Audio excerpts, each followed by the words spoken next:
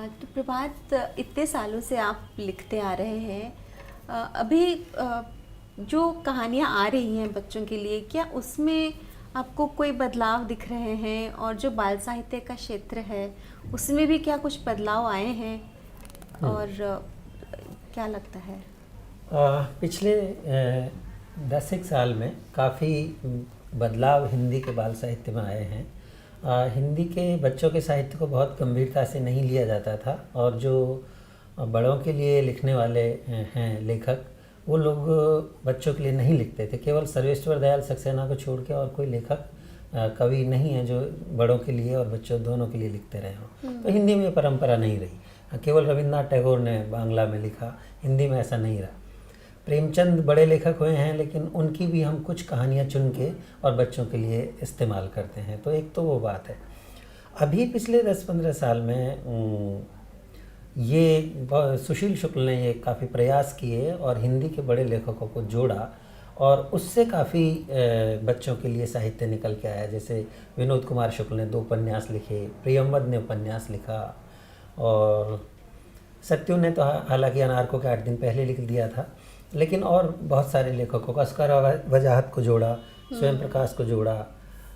तो वो एक तरह से वो साहित्य हिंदी की मुख्य धारा के लेखकों के द्वारा आया। तो एक तो वो एक गंभीरता बनी। दूसरा, अनुवाद के जरिए बहुत सारा साहित्य हिंदी में आया। जैसे आप कांत अग्रेवा की कहानियाँ, भेड़िए को दुष्ट क्यों कहते हैं, या बरास्ता तरबूज, या पहाड़ जैसे चिड़िया से प्यार हुआ।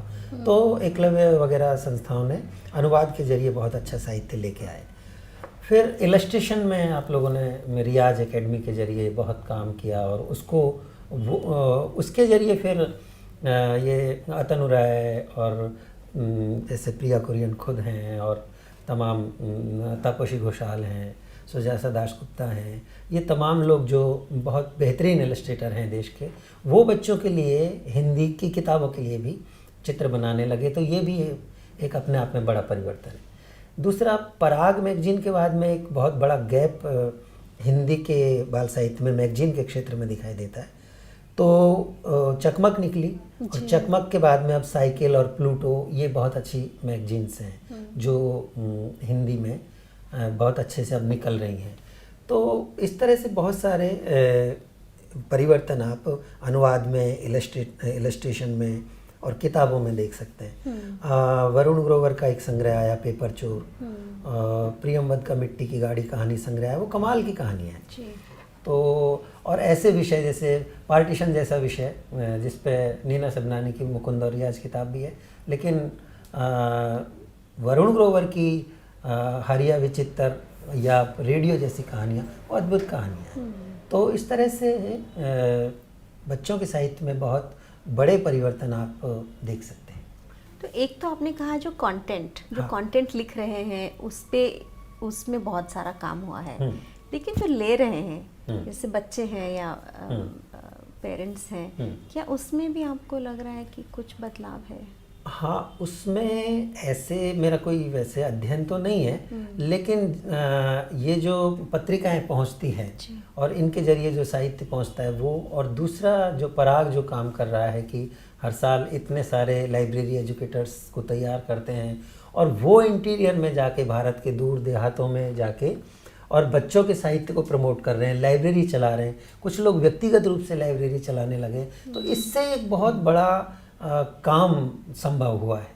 जैसे मैंने कभी जैसे मैंने पहले उदाहरण दिया था आपको कि यूपी के एक लेखक है, तराई के वो शिक्षक हैं, तराई के इलाके में वो अपना पुस्तकालय चला रहे हैं, और वहाँ कैसे वो बच्चों के साथ वो सब काम करवा रहे हैं जो कि बच्चों में एक रीडरशिप के डेवलपमेंट के लिए होने चाहिए। तो किताबों को कैसे उनके चित्रों पे बात करना, उनके कंटेंट पे बात करना, और कैसे एक पाठक तैयार करना, तो वो एक माहौल भी ये लाइब्रेरी के इस कोर्स से बना है।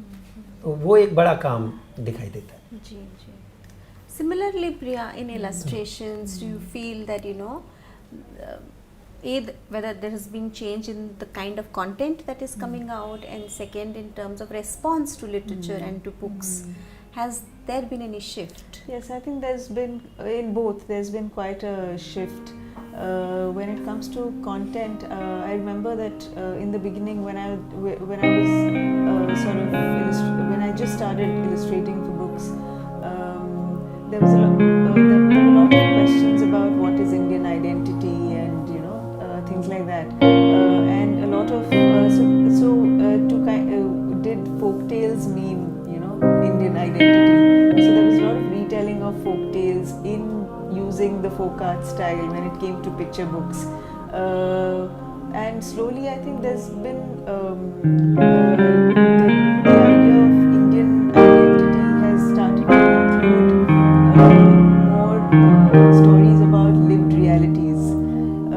So you see more of that now, and diverse stories, more of diverse stories now, and stories that stories about different kinds of people. There are, I think, a lot of independent publishers have become their choices of what to publish. So there are publishers like Duckbill Books, Pratham, Zuban Books. So they include, they have stories of people from different stratas of society, and representation of characters in these stories has, I think, evolved. So you do have stories about LGBTQT people, and so there's more inclusion. There's a more conscious thought into the kinds of stories that one sees. Also, there are, I think, there are a lot of literary fests. There are individuals who have, made a big change in the way that books are brought to or introduced to parents and teachers. Like, for example, Fest, I think it's been 10 years, a little more than 10 years since it started. So the work that Swati and Venkatesh have done over these 10 years has really brought the conversation about children's books to there's more conversation about children's books because of that.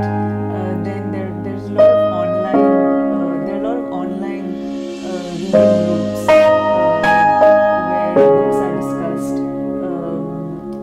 and so I think all of this has kind of changed the landscape a bit. Also lots of library programs which they're not enough, but it's it's a beginning. It's a good beginning, because I think that makes books more accessible, and you need diverse readers, diverse creators of books, and libraries can kind of bring that about, and libraries and the access to books. So I think these things have changed. Again, a long way to go, but I think it's some giant leaps have been taken since say 10 years back.